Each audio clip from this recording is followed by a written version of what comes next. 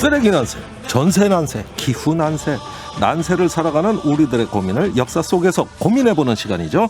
난세의 역사, 오늘도 두 분 나오셨어요. 외롭지 않은 지구지킴이 홍수열 쓰레기 박사, 안녕하세요. 네, 안녕하세요. 초원의 바람 같은 자유영혼 공원국 작가, 안녕하세요. 네, 안녕하십니까. 곧 초원으로 떠날 공원국 작가십니다. 예. 오늘 두 분 우리 먹을거리에 대한 새로운 고민을 갖고 나오셨다. 어떤 고민입니까, 공 작가님?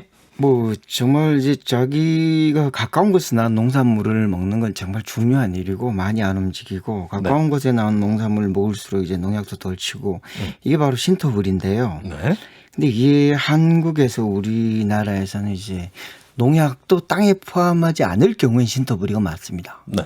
근데 농약을 포함하면은요 이제 신토불이가 불가능합니다. 예. 한국이 이게 전 세계에서 농약을 가장 많이 치고 있는 나라고요. 어허. 국제적인 기준으로 보면 그냥 농약에 빠뜨렸다 나오는 물건을 먹는데 예. 그럼 이거 농약에 빠뜨린 것도 우리 거라고 먹어야 되느냐. 진짜 근본적인 질문을 할 때가 왔다고 봅니다. 예, 결국 신토부리가 국산 농약 많이 먹는 어떤 담론으로 예, 또 뭐 프레임으로 농약의 왜곡된다는? 약재든 기술이든 95%는 순수 수입물입니다. 아, 포장지만 국산이라고 보시면 되겠습니다. 아이고, 그러면은 뭐 신토부리도 아니네요. 네. 자, 그렇게 농약이 많이 사용되는 이유, 근거 어디에서 찾아볼 수 있을까요?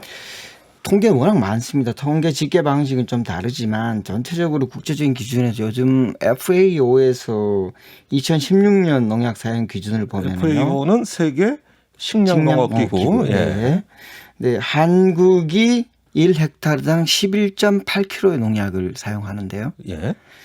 미국은 이제 전 세계적으로 그 농약으로 유명한 미국은 2.6kg. 최소한 5배는 한 넘네요. 5배 이상. 네. 그리고 이제 그다음에 호주는 1.1kg. 어허. 10분의 1이죠. 예. 둘 다 대단한 농업국인데요. 그럼 뭐 당연히 이렇게 묻겠죠. 뭐 호주나 이렇게 미국 같이 큰 땅덩어리가 넓은데 우리가 어떻게 비교하냐. 예. 근데 이 프랑스는 3.7kg. 어허. 역시 우리의 3분의 1이 안 된다고 봐야죠. 그러면 한국의 이 농법이 이렇게 농약을 많이 쳐야 되는 그런 이유가 점점 궁금해지네요. 왜 우리나라 이를 유달리 많이 합니까? 뭐 땅이 좁아서 이제 집약적으로 농사를 짓기 때문에 뭐 어쩔 수 없다 이렇게 말을 하시는 분들도 있는데요. 뭐 그렇게 따지면은 사실은 할 말이 없는데 화학 비료 사용량도 압도적으로 이제 한국이 1위입니다. 예. 이제 예를 들면 뭐 한국이 헥타르당 268kg을 쓴다고 그러는데 호주는 67kg. 그래서 간단하게 말하면은 이제 화학 비료를 치면은 이제 질소가 투입되면 식물이 빨리 자라거든요. 예. 식물이 빨리 자라면 식물이 약해지니까 이제 그때 농약이 필요한 거죠. 예. 근데 이제 그래서 이제 이 악순환인데 그리고 농약을 많이 쓸수록 좋다고 하는 분들이 지금도 굉장히 많기 때문에 예. 이 농약을 쓰는 게 과학이다. 응. 이렇게 지금 말씀하시는 분도 있고 해서 예. 이건 뭐 문화적인 문제이기도 있고 정보의 교류 문제이기도 하고 또 우리 소비자들의 의식 문제이기도 하고 또 농민들의 의식 문제이기도 하고 또 뭐 온갖 게 엮여 있는 것 같습니다. 예. 농약을 옹호하는 전문가들이 과학 영용이라는 단어를 써야 된다 이렇게 얘기를 해요. 네. 아, 그래요? 예. 네. 그 뭐 참 희한하네요. 그러니까 왜? 농약을 치는 것이 과학이다. 예. 이렇게 굉장히 긍정적인 의미로 접근을 하고요. 심지어 농약이라는 용어도 포장을 해요. 작물 보호제라고. 작물 네. 보호제. 농약 아니다. 네. 작물 보호제다. 농약이라고 하면 부정적 의미가 강하니까 네. 작물 보호제라고 하는 굉장히 긍정적인 언어를 통해 가지고 농약을 이제 사용하도록 자꾸 유도하는. 예. 정말 한국에 작물보호협회라는 곳이 있습니다. 근데 작물보호제협회도 아니고 작물보호협회인데 예. 이분들이 농약 수입 및 유통 생산업체의 이익단체인데 이름이 작물보호협회예요. 예. 근데 원래 이름은 한국농약공업협회였습니다. 예. 옛날엔 좀 뭔가 좀 알싸한 게 강호에 도리가 좀 있었어요. 난 농약 만든다, 예. 판다, 공업이다. 근데 이젠 작물보호 무슨 뭐 혹시 뭐 환경보호단체인가? 이런 식으로 있다는 거. 제가 물론 이익단체는 있어야죠. 근데 예. 이거 농약처럼 이제 언어의 오염 현상이 정말 심각하다. 그러면은 언제부터 이렇게 됐는가? 사실은 제가 이제 어릴 때 이야기를 하나 해야 되는데 제가 예전에 이제 시골에서는 소를 밖에서 이렇게 끌고 다니면서 애들이 이제 먹이잖아요. 예. 근데 저희도 이제 소를 한 마리 두 마리씩 키웠는데 제가 이제 초등학교 때 어느 순간 소가 팍 쓰러지는 거예요. 근데 쓰러지기 전에 부모님이 왠지 뭔가 먹은 것 같다. 오. 이게 2번 경험했는데 그래서 이제 그 다음부터 소를 키우지 않는데 그 원인이 이제 제초제였던 거죠. 그렇죠. 네. 맞습니다. 예, 당시에는 제초제가 이제 뭐 그라목손이라고 해가지고 파라콰트 이제 예. 실제로 농약의 역사는 한 140년, 130년 정도 되는데 압도적으로 많이 치게 된 건 이제 대체로 2차 세계대전 후. 어허. 근데 2차 세계대전 패전국인 이제 일본이 물러가면서 이제 일본의 농업 전통, 예. 예, 이걸 우리가 물려받은 거죠. 아. 그전에는 뭐 농약이라는 게 없었던 거죠. 예. 그러니까 세계적으로 보게 되면은 2차 세계대전 전까지는 광물계 예. 농약을 많이 사용을 했고요. 어허. 2차 세계대전 이후에는 석유에서 추출한 화학물질, 음흠. 농약이 많이 사용이 됐는데 이게 전쟁에 영향이 있어요. 예. 전쟁 기간 동안에 독가스를 연구하면서 예. 부작용, 잘못된 실험, 그러니까 사람은 죽이지 않고 곤충만 죽이는 약이 발견돼요. 예. 그것이 살충제로 개발이 되는 거죠. 네. 아유, 저도 생각이 나요. 외갓집에 갔는데 외삼촌이 무심코 텃밭에 고추를 따가지고 점심 반찬으로 먹은 거예요. 네. 난리 났습니다. 네. 1시간 후에 병원에 실려갔고. 네. 그때 그 농약 제거를 깜빡한 거예요. 네. 그리고 새풀 베러 요즘 멀리 가요. 네. 그렇죠. 다 주변에 남아있는 풀들 소 먹일 풀이 없으니까 산 꼭대기까지 가서 네, 새풀 맞습니다. 베어오고. 이거 벌써 오래전 일이거든요. 네. 자, 그런데 유달리 이렇게 농약을 좀 많이 사용하는 한국 농법. 네. 거기에서 농약을 이렇게 많이 사용을 해야만 되는 네. 이런 절박한 이유가 있습니까, 지금? 사실은 농약이라는 건 쓰면 쓸수록 더 써야 되는 거죠. 대부분 농약을 적게 쓰면 적게 쓸수록 덜 쓰게 되는데 예를 들면 옆밭에서 농약을 쓴다. 예. 그럼 제가 농약을 안 쓴다고 해도 이제 옆밭에 있는 병해충이 우리 밭으로 몰려오니까 도망가니까. 병해충 공급지가 되는 거예요. 네. 그러니까 농약을 만약에 요즘은 제가 저도 농사를 짓지 않습니까? 조그마하게. 여기서 제가 이제 농약을 안 뿌린 다음에 옆에서 항의가 들어오는 거죠. 네가 지금 병해충의 서식지를 만들고 있다. 어허. 시골에서도 그런 겁니다. 우리 예. 지금 요즘 제가 지금 텃밭을 갖고 있는 옆에 그 양어장이 하나 있거든요. 예. 양어장 주위로 이제 제초제를 뿌립니다. 예. 그럼 금방 비가 오잖아요. 여름이니까. 음. 그러면 이제 양어장에 이제 맥이나 뭐 붕어나 다 먹겠죠. 가서 제가 물어봅니다. 왜 지금 뿌리냐? 이제 지금 물고기 물 안에 있고 풀은 밖에 있는데 풀 씨가 다 생기기 전에 뿌려야 된다. 와. 미리 예방하는 거죠. 근데 예. 그런 거 보면 전 이미 약간 한계를 넘었기 때문에 이제 생태계가 견딜 수 없는 한계를 넘으니까 약이 약을 부르는 현상인 것 같아요. 약이 약을 부른다. 네. 중독증이네. 땅도 중독돼 사실이죠. 버리겠네. 땅이 중독돼 있다. 심각합니다. 예. 네. 이제 소비자들이 똑똑해졌거든요. 네. 그래가지고 농약에 대한 폐해가 많이 알려져 있기 때문에 유기농, 친환경 그런 것들 많이 확산 안 됩니까? 문제는 비싸다는 거죠. 첫 번째 유기농 뭐 아무리 그래도 이제 농산물은 누구나 먹는 건 대체로 싸야 되는데 예. 근데 유기농도 농약이 아니지만 광물성 약품을 굉장히 많이 뿌립니다. 예. 예를 들면 뭐 유황 모루도액 석회 뭐 기름 유지 성분 이런 많이 뿌리는데 예. 문제는 이런 게 이제 토양에 축적되는 것도 문제지만 계속 농약은 아니지만 같은 횟수로 뿌리니까 노동력이 많이 드니까 벌레는 많이 생기니까 가격이 올라가는 거죠. 보통 사람들이 써줘야 되는데 주부들 한 푼 한 푼 아끼지 않습니까 지금. 예. 코로나 상황에서도 더욱더 아끼고 허리를 줄여매는데 우리 이제 알다시피 서민들은 먹는 것도 막 아낍니다. 근데 예. 이제 유기농 쓸 수가 있어야죠.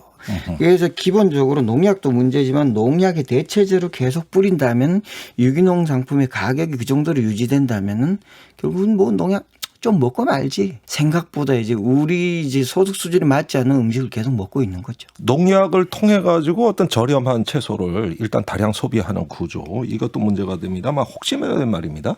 어떤 그 농약 회사 또는 어떤 농약 이입 집단 네. 이런 데서 어떤 그 요인을 제공하는 부분은 없어요?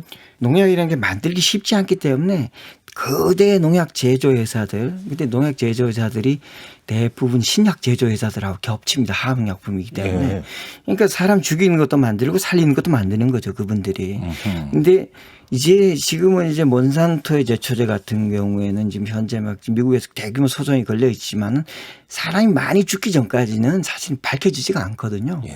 그리고 이분들이 무기상들 다음으로 많은 로비를 하는 분들입니다. 아, 그래요? 네. 오. 돈이 많거든요. 예. 돈이 많고 또 하나의 이제 화학물질 하나만 성공하면 그걸로 이제 수십 조를 벌기 때문에 이제 몇 천억 정도의 이제 뭐 범칙금 이게 무서워하지 않습니다. 아이고야. 그렇다면은 이 전체적인 어떤 순환고리가 계속 지금 이어지는데 어떻게 해야 이거 멈출 수 있습니까? 뭐 대책이 있어야 될 거 아니에요. 전 이제 우리 좀 미안하지만 농약 생산자들, 수입자들 빼고는 다 혜택을 얻는 방법이 있다 이미. 어떻게? 일단 유기농으로 가는데 그 비용을 우리 사회가 같이 감당할 정도로 예. 이제 합의가 돼야 된다. 아하. 처음에 첫 번째 유기농으로 전환하면 3, 4년은 대체 경험상 거의 다 안 된다고 해요. 농사 자체가. 예. 망친다는 거죠. 아하. 사실 근데 저희 개인 집으로 보면 우린 완전 유기농 무비료 무농약 쌀을 생산해서 가족이 먹고 있습니다. 예. 근데 이제 작년에 우리 아버지 말씀으로는 역사상 가장 많은 쌀이 나왔다. 한 번도 농약을 안 치고 한 번도 비료를 안 쳤는데 예. 왜 그런가? 비료를 칠 필요가 없다. 물속에 질소가 너무 많아서 아하. 이미 벼농사에서는 사실 우리 경험으로도 사실 벼농사는 농약이 거의 필요 없습니다. 이미. 거의 그런데 이제 과수가 문제인데요. 이제 신선한 과채를 먹어야 되니까 과수에서 무농약 재배가 무척 어렵기 때문에 예. 여기서 이제 벤처들이 나와야 되는 거죠. 젊은 사람들이 어허. 과감하게 이런 일을 할 수 있도록 지원도 하고 또 사람들이 여기 가서 못생긴 과일도 좀 먹어주면서 예. 한번 보자 해보자 이제 희망을 가지고 대충 프랑스 수준까지만 가보자. 예. 중간 지금- 목표라도. 네. 예, 근데 만들어보자. 호주에서는 이런 말을 하고 있어요. 호주가 지금 전 세계에서 거의 제일 적게 치지만 건조한 기후라서 농약 잔류가 더 된다. 예. 호주는 더 낮추다고 하고 있어요. 그래요. 한국에서는 지금 더 이제 호주 10배를 치면서도 더 낮추지 않는다면 그건 진짜 책임 방기라고 봅니다. 예. 이렇게 농약으로 인해 가지고 지금 타격을 받는 분야 축산도 문제라는 거거든요. 공 작가가 얘기하는 것은 그 농작물에서의 농약 문제이고요. 네. 제가 오늘 얘기하고 싶은 것은 공장식 축산에서의 항생제 남용 예. 문제를 좀 얘기를 하고 싶은데 사실은 배경은 비슷하다라고 생각을 합니다. 그러니까 곡물이나 과일, 채소를 때깔 좋게 많이 수확하기 위해서 인간의 관점에서 이익이 된다라고 생각하지 않는 잡초나 해충 등을 선택적으로 제거하는 것이 농약이잖아요. 예. 축산의 경우에도 축사에서 밀집된 비위생적 환경에서 그러면서도 죽지 않고 빨리 키워서 수익을 극대화하기 위해서 가축에게 예. 항생제를 남용하고 있고 그러다 보니 항생제가 듣지 않는 슈퍼박테리아를 키워서 예. 결국은 다시 인간을 비롯한 가축의 생존을 위협하는 예. 악순환이 되고 있다라는 거거든요. 우리나라가 이 축산에서 항생제 남용 실태가 어느 정도입니까? 일단은 2019년 기준으로 해서 약 930톤 정도를 사용을 하고 있는데요. 예. 계속해서 사용량이 증가하는 추세이고요. 예. 전 세계적으로 보더라도 전체 항생제 사용량의 70%가 예. 가축에게 사용돼요. 인간에게 사용되는 것이 아니라. 그렇군요. 예, 예. 그런데 전염병이라도 돌면 큰일 아닙니까? 항생제를 해야 그래도 이윤을 기대할 수 있는 어떤 그 구조가 있을까요? 그러니까 공장식 축산을 해야 되니까 밀집 사육을 해야 되잖아요. 그러다 보니 가축이 건강하지 못하게 되는 것이죠. 그러니까 항생제라고 하는 약을 주입하지 않으면 예. 가축이 살아갈 수 없는 축산 환경을 만들어 놓았던 부분이 하나가 있고요. 네. 또 지금은 우리나라에서는 금지되었지만 다른 나라에서는 많이 하고 있는데 사료에 항생제를 섞어요. 왜냐하면 사료에 항생제를 섞으면 사료의 흡수율이 좋아져서 예. 가축이 빨리 크고 아하. 분뇨를 그러니까 똥오줌을 적게 싸는 거죠. 그러니까 분뇨 처리 비용을 줄일 수가 있는 것이죠. 예. 그런 목적으로 지금 사료에도 항생제를 집어넣어서 예. 먹이는 것이죠. 그래요? 그러면은 이렇게 해서 가축을 키우면은 나중에 그걸 소비하는 소비자 인간에게는 어떤 영향이 있습니까? 일단은 그 가축 축산물에도 항생제가 잔류하게 되고요. 네. 그다음에 가축의 분뇨를 통해서도 그 항생제가 배출이 되는 것이죠. 그러면 그 항생제의 내성을 가지는 내성균이 예. 많아지게 되는데 우리나라의 경우에 가축의 내성률 자체를 조사를 해보면 굉장히 심각하게 나옵니다. 그 항생제 종류별로 예. 다르긴 한데요. 막 최대 막 70% 정도까지의 내성률이 나오는 경우도 있고요. 그 덴마크하고 비교를 해보게 되면은 우리나라가 거의 3배 이상 높습니다. 예. 닭 같은 경우에는 15배가 높아요. 아이고야, 그게 어느 정도인지 상상이 안 가는데. 근데 문제는 예. 가축에게 사용되는 그 항생제가 27가지 정도가 돼요. 그런데 네. 이 27가지가 인간에게도 사용되는 항생제라고 하는 것이죠. 그러면 가축에게 항생제를 남용하게 되면 그 항생제에 대한 내성균이 생기게 되고 예. 이 내성균은 곧바로 인간에게까지도 영향을 미치게 되는 것이죠. 아, 그러니까 WHO 세계보건기구 경고에 따르면 이 상태로 내성률이 높아지게 되면 예. 2050년이 되면 항생제 내성균, 그러니까 슈퍼박테리아 때문에 사망하는 사람이 연간 1,000만 명에 달할 거다. 예. 아, 그럼 코로나19보다 무서운 거예요. 그러니까 암이라든지 이런 기존의 전통적인 질병에 의해서 사망하는 사람보다 슈퍼박테리아로 사망하는 사람이 훨씬 더 많아질 거다. 예. 이렇게 경고를 내리고 있고 지금 현재까지 최후의 항생제라고 하는 게 카바페넴인데 예. 이 우리나라의 경우에 카바페넴에 대한 항생제 내성률이 벌써 30.6%예요. 오, OECD 2위예요, 우리나라가. 그래요. 예, 우리나라도 항생제 내성률 문제로 따지게 되면 굉장히 심각한 예. 상황에 처해 있다라고 하는 거죠. 그러면은 관건은 항생제 사용 줄이는 거 아닙니까? 어떻게 줄일 수 있을까요? 일단은 단기적으로는 그 천연 항생제를 그 대체하는 방법이 있는데 그건 굉장히 기술적인 접근법인 거고요. 예. 근본적인 해결책은 공장식 축산 환경을 개선을 해야 되는 것이죠. 아. 가축 사육의 밀집도를 줄여야 예. 기본적으로 항생제를 적게 써도 가축을 키울 수 있는 예. 환경이 조성이 되는 것이죠. 아, 그렇군요.